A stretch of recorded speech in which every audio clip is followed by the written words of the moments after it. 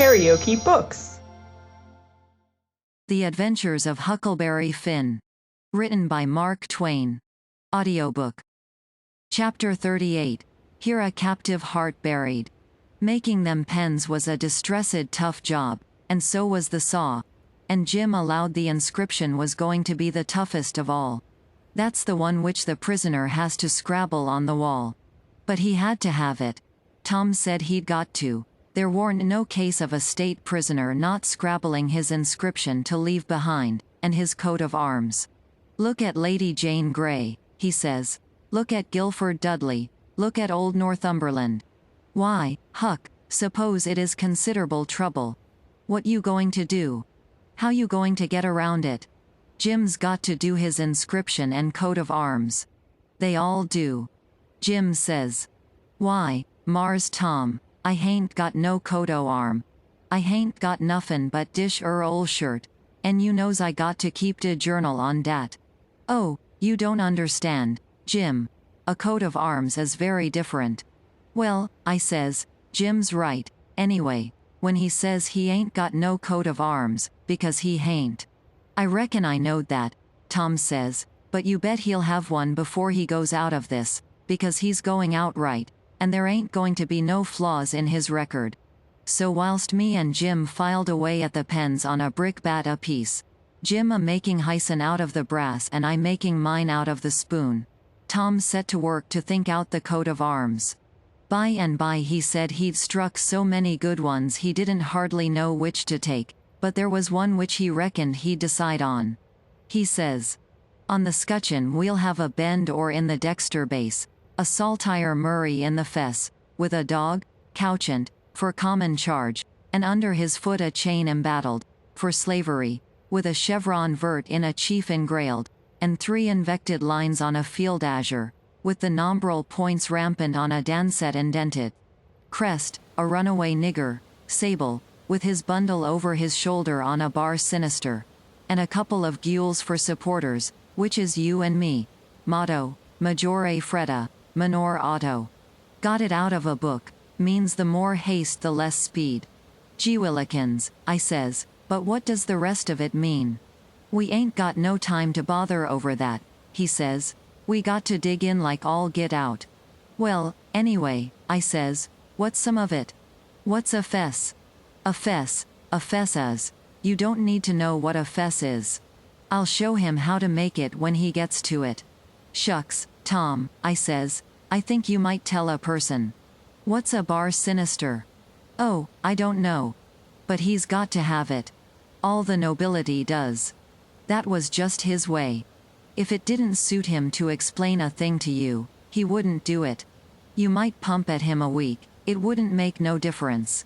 He'd got all that coat of arms business fixed, so now he started in to finish up the rest of that part of the work, which was to plan out a mournful inscription. Said Jim got to have one, like they all done. He made up a lot, and wrote them out on a paper, and read them off, so. 1. Here a captive heart busted. 2. Here a poor prisoner, forsook by the world and friends, fretted his sorrowful life. 3. Here a lonely heart broke, and a worn spirit went to its rest, after 37 years of solitary captivity. 4. Here, homeless and friendless, after 37 years of bitter captivity, perished a noble stranger, natural son of Louis XIV. Tom's voice trembled whilst he was reading them, and he most broke down. When he got done, he couldn't no way make up his mind which one for Jim to scrabble onto the wall. They was all so good. But at last he allowed he would let him scrabble them all on. Jim said it would take him a year to scrabble such a lot of truck onto the logs with a nail, and he didn't know how to make letters, besides. But Tom said he would block them out for him, and then he wouldn't have nothing to do but just follow the lines. Then pretty soon he says, come to think, the logs ain't going to do.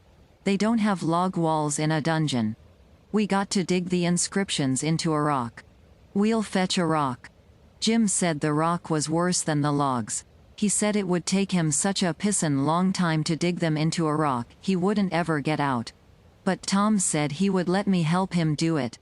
Then he took a look to see how me and Jim was getting along with the pens. It was most pesky tedious hard work and slow, and didn't give my hands no show to get well of the sores, and we didn't seem to make no headway, hardly, so Tom says. I know how to fix it. We got to have a rock for the coat of arms and mournful inscriptions, and we can kill 2 birds with that same rock. There's a gaudy big grindstone down at the mill, and we'll smouch it, and carve the things on it, and file out the pens and the saw on it, too. It warn't no slouch of an idea, and it warn't no slouch of a grindstone nother, but we allowed we'd tackle it. It warn't quite midnight yet, so we cleared out for the mill, leaving Jim at work. We smouched the grindstone, and set out to roll her home, but it was a most nation tough job. Sometimes, do what we couldn't keep her from falling over, and she come mighty near mashing us every time. Tom said she was going to get one of us, sure, before we got through. We got her halfway, and then we was plumb played out, and most drownded with sweat. We see it warn't no use. We got to go and fetch Jim, so he raised up his bed and slid the chain off of the bed leg, and wrapped it round and round his neck, and we crawled out through our hole and down there, and Jim and me laid into that grindstone and walked her along like nothing, and Tom superintended. He could out-superintend any boy I ever see. He knowed how to do everything. Our hole was pretty big, but it warn't big enough to get the grindstone through. But Jim he took the pick and soon made it big enough. Then Tom marked out them things on it with the nail, and set Jim to work on them, with the nail for a chisel and an iron bolt from the rubbish in the lean-to for a hammer, and told him to work till the rest of his candle quit on him, and then he could go to bed, and hide the grindstone under his straw tick and sleep on it. Then we helped him fix his chain back on the bed leg, and was ready for bed ourselves. But Tom thought of something, and says, "You got any spiders in here, Jim?" "No, saw, thanks to goodness I hain't, Mars Tom." "All right, we'll get you some. But bless you, honey, I don't want none. I's afeard I geez, soon have rattlesnakes aroon." Tom thought a minute or two, and says, "It's a good idea. And I reckon it's been done. It must a been done, it stands to reason. Yes, it's a prime good idea. Where could you keep it?" "Keep what, Mars Tom?" "Why, a rattlesnake. De goodness gracious alive, Mars Tom. Why, if dey was a rattlesnake to come in haya I'd take and bust right out through dat log wall, I would, wid my head." "Why, Jim, you wouldn't be afraid of it after a little. You could tame it." "Tame it?" "Yes, easy enough. Every animal is grateful for kindness and petting, and they wouldn't think of hurting a person that pets them. Any book will tell you that. You try, that's all I ask. Just try for 2 or 3 days. Why, you can get him so in a little while that he'll love you, and sleep with you, and won't stay away from you a minute, and will let you wrap him round your neck and put his head in your mouth."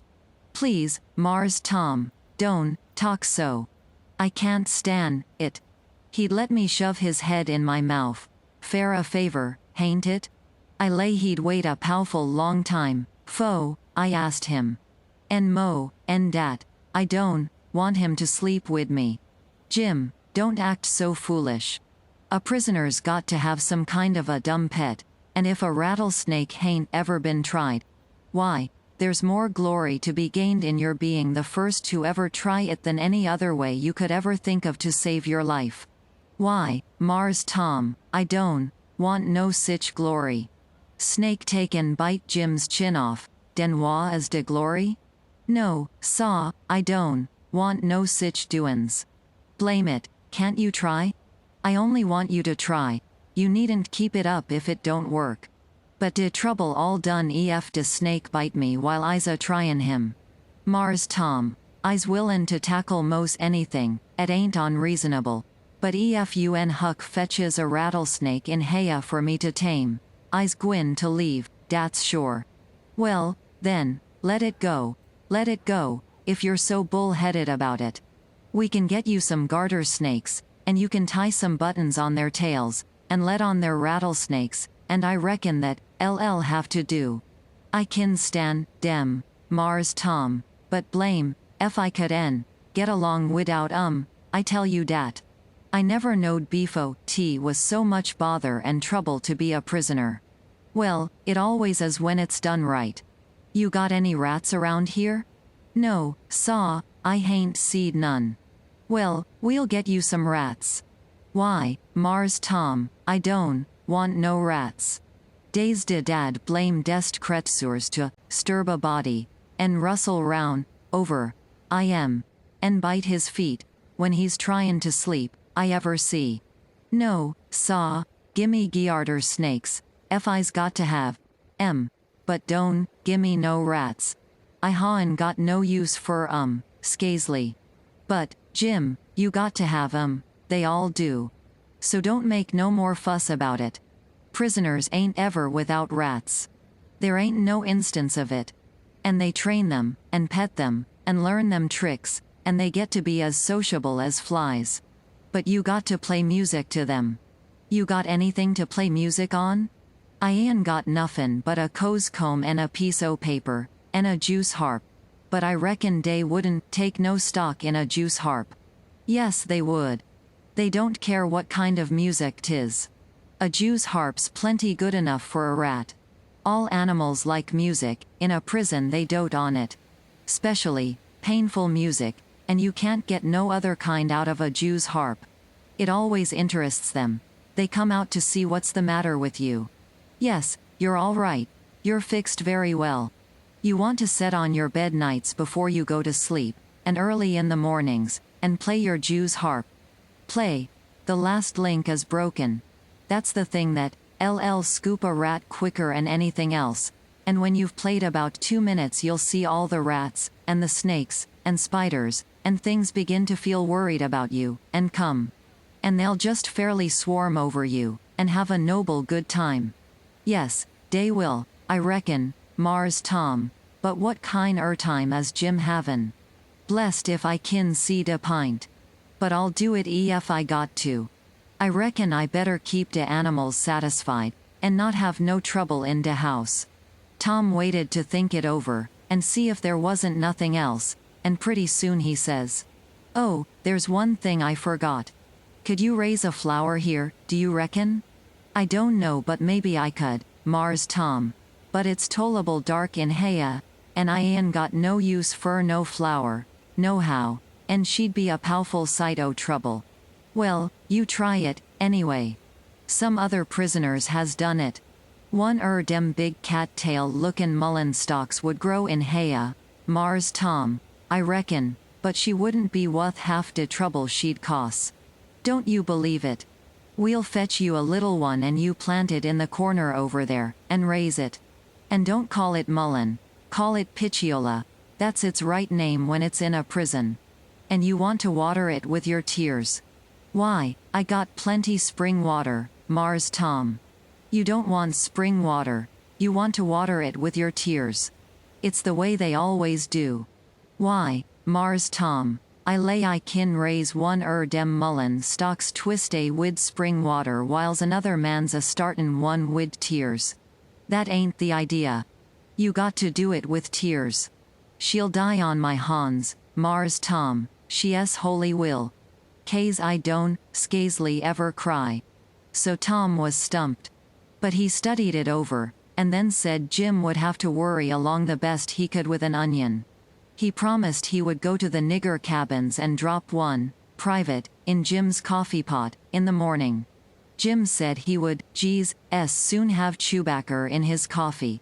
And found so much fault with it, and with the work and bother of raising the mullen, and Jews harping the rats, and petting and flattering up the snakes and spiders and things, on top of all the other work he had to do on pens, and inscriptions, and journals, and things, which made it more trouble and worry and responsibility to be a prisoner than anything he ever undertook, that Tom most lost all patience with him, and said he was just loadin' down with more gaudy chances than a prisoner ever had in the world to make a name for himself, and yet he didn't know enough to appreciate them, and they was just about wasted on him. So Jim he was sorry, and said he wouldn't behave so no more, and then me and Tom shoved for bed. KaraokeBooks.